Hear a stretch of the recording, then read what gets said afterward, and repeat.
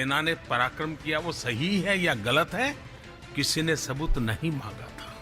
केजरीवाल पर मोदी के ये बोल थे, सुना आपने, ये नरेंद्र मोदी का वो जवाब था जिस पर केजरीवाल ने सवाल उठाया था। सवाल सर्जिकल स्ट्राइक पर दिल्ली के मुख्यमंत्री केजरीवाल ने उठाया था, जिस पर मोदी ने बीजेपी संसदीय दल को संबोधित करते हुए जवाब दिया।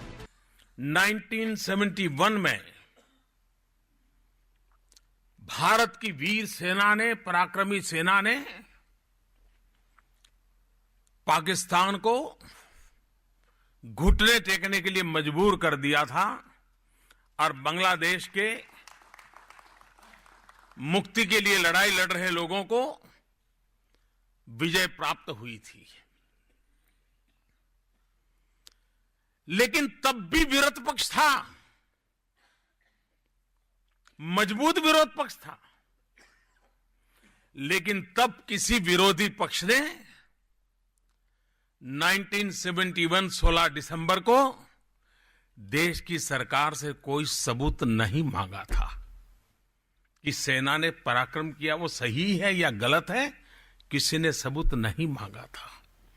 आज पतन इतना हो गया कि मौत को मुट्ठी में लेकर के चलने वाले फौजी को भी सबूत देने के लिए मजबूर किया जा रहा है। ये जो गिरावट है सार्वजनिक जीवन की, ये चिंता का विषय है। मोदी ने साथ ही उन दोनों का धन्यवाद भी दिया जिन्होंने वैचारिक मतभेद होने के बाद भी सरकार की नोटबंदी के फैसले का स्वागत किया। मैं हैरान हूं कि मुद्दों पर चर्चा करने का सामर्थ्य इस सरकार के टीकाकारों ने किया होता तो अच्छा होता। और इस बात को भी हमने नोट करना चाहिए कि कई लोग हैं जो वैचारिक रूप से भारतीय जनता पार्टी या एनडीए के पक्ष में नहीं है, उसके बावजूद भी भ्रष्टाचार और काले धन के खिलाफ की लड़ाई में वे खुलकर के हमारे साथ आए। मैं उड़ीसा के मुख्यमंत्री श्रीमान नवीन बाबू का आभार व्यक्त करता हूं। मैं बिहार के मुख्यमंत्री श्रीमान नीतीश कुमार का आभार व्यक्त करता हूं। ऐसे और भी बहुत लोग हैं जो खुलकर के हमारे सामने आए। और इसलिए मैं चाहता हूं कि इस लड़ाई में जो भी साथ दे रहे हैं उनको साथ लेकर के हमें आगे बढ़ना है। 1000 और 500 की नोट के संबंध में किया गया निर्णय इस लड़ाई का एक महत्वपूर्ण पड़ाव है। ये लड़ाई का आखिरी मंजिल नहीं है।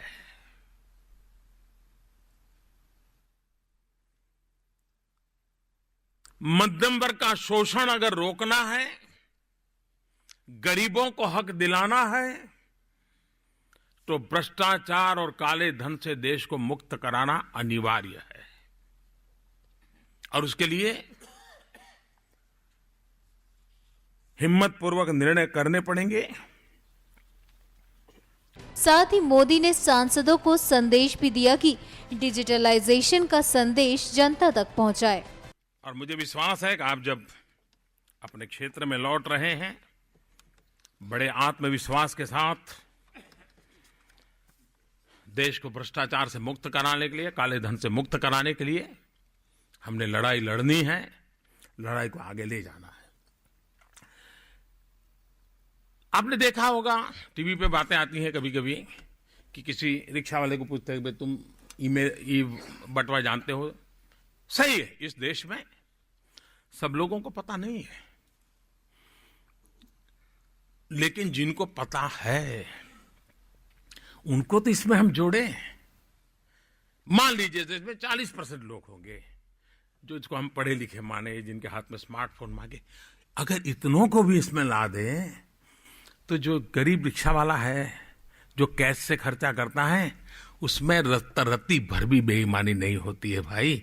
सवाल उन लोगों का है जो जानते हैं तो भी नहीं करते हैं, और इसलिए उनको इस रास्ते पर लाने के लिए इस डिजिटल मूवमेंट को हमें आगे बढ़ाना है। आपने देखा होगा कल बड़ी महत्वपूर्ण कुछ योजनाएं सरकार ने लॉन्च की है। मैं चाहता हूं कि इसको आप कैसे आगे बढ़ाएं। एक,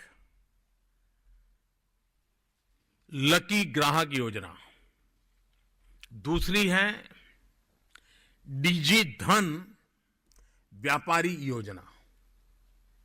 इस योजना के तहत डिजी धन योजना का पहला लॉन्चिंग क्रिसमस के दिन होगा 25 दिसंबर को, और क्रिसमस गिफ्ट ये बहुत बड़ी बात होती है।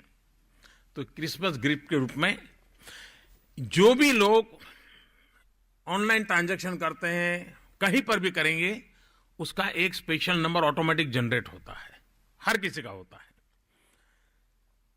उसका एक पूरे देश में 8 नवंबर से लेकर के 24 दिसंबर तक जिन्होंने भी किया होगा, उसका एक ड्रॉ 25 दिसंबर को निकलेगा। और उस दिन 15,000 लोगों को जो ड्रॉ में जीत करके आएंगे, 15,000, उनके खाते में 1,000 रुपया गिफ्ट के रूप में डाल दिया जाएगा। 15,000 लोगों को 1,000 रुपया। और कौन लोग इसका फायदा उठा सकेंगे? जो 50 रुपये से ज्यादा खर्च किया है और 3,000 से कम किया है। ये अमीरों के लिए नहीं है, ये उसी को फायदा मिलेगा जो 50 रुपये से ज्यादा खर्च किया है और 3,000 रुपये से कम किया है।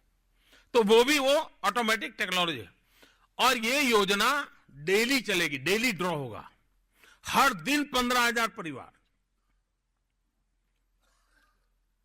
हर एक को 1,000 रुपया, और ये 100 दिन तक चलेगा। आप कल्पना कर सकते हैं कितने लाख परिवारों में इस योजना का सीधा लाभ मिलेगा।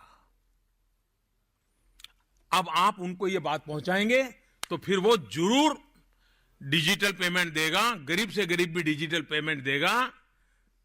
फिर वो कहेंगे नहीं भाई मुझे कैश नहीं देना, इनाम मिल जाएगा।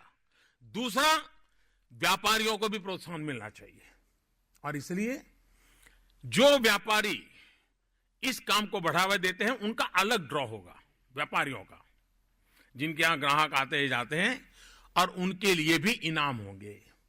ये इनाम सप्ताह में एक बार होंगे, जिसमें ग्राहकों को जो लाखों रुपए का इनाम है, व्यापारियों को भी लाखों रुपए का इनाम है। फिर 3 महीने के बाद एक बम्पर ड्रॉ होगा। वो है 14 अप्रैल बाबा साहब आंबेडकर जी की जन्म जयंती पर, और उस दिन का जो 8 नवंबर से लेकर के 14 अप्रैल तक जिन्होंने भी इसमें हिस्सा लिया होगा, वो सब इसमें शामिल किए जाएंगे, और वो शायद करोड़ों रुपए में इनाम होगा। उसकी पूरी योजना विस्तार से आपको लिख करके दे दी गई अभी। ये आपका काम है, जैसे कल अखबार में एडवर्टाइजमेंट आएगी, आप अपने क्षेत्र की हर दुकान में अखबार की एडवर्टाइजमेंट की कतरन करके उस पोस्टर को एक कार्डबोर्ड पर लगवा सकते हो। हर दुकान पे आप दुकानदारों की मीटिंग करके समझा सकते हो कि भाई ये लकी ड्रॉ है इतना बड़ा, तुम इसमें शरीक हो जाओ। अगर एक बार छोटा व्यापारी जुड़ गया, इसका आगे फायदा क्या होने वाला है? देखिए, आज छोटे व्यक्ति को, एक धोबी है, प्रेस करता है, उसके पिताजी भी प्रेस करते हैं, उसके दादा भी प्रेस करते थे। वो धोबी अगर आज बैंक लोन लेने जाएगा तो बैंक उसको 1 पैसा लोन नहीं देगा। क्यों? तो उसके पास कोई इनकम का रिकॉर्ड ही नहीं है कि भाई तुम कितना कमाते हो, क्या कमाते हो, कैसे लेते हो, कुछ मालूम नहीं। वो भी बेचारा आता है, 5 रुपए को देके जाता है, फिर प्रेस करके दे देता है। अगर वो डिजिटल ट्रांजैक्शन करेगा तो ऑटोमेटिक ऑनलाइन उसका रिकॉर्ड मेंटेन होगा। एक स्थिति ऐसी आ सकती है, और मुझे साफ दिखता है आ सकती है। आज बैंक से लोन लेने के लिए 3-3, 4-4 महीने लगते हैं, भांति भांति के डॉक्यूमेंट देने पड़ते हैं, भांति भांति के लोग लाने पड़ते हैं।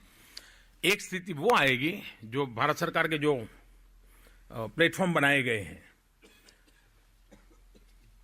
कोई भी व्यापारी होगा वो सारा अगर ऑनलाइन ट्रांजैक्शन करता है तो उसका रिकॉर्ड मेरे भाई इतना टर्नओवर पक्का है। एक दिन ऐसा मैं देख रहा हूं कि उस व्यापारी को अगर लोन चाहिएगा ज्यादा से ज्यादा 6 मिनट लगेगा। 6 मिनट में इस टेक्नोलॉजी से उसको 25,000 50,000 का लोन फटाक से मिल जाएगा। छोटे व्यापारी के लिए यह स्वर्णिम अवसर है, क्योंकि उसका रिकॉर्ड होगा, कोई डॉक्यूमेंट देखने नहीं पड़ेंगे। जो उस प्लेटफॉर्म को देगा, अच्छा भाई पिछले महीने तुम्हारा 20,000 का था, ठीक है 10,000 रुपया तुम्हें और लोन दे देते हैं, तुम आगे बढ़ो, वो तुरंत निर्णय करेगा।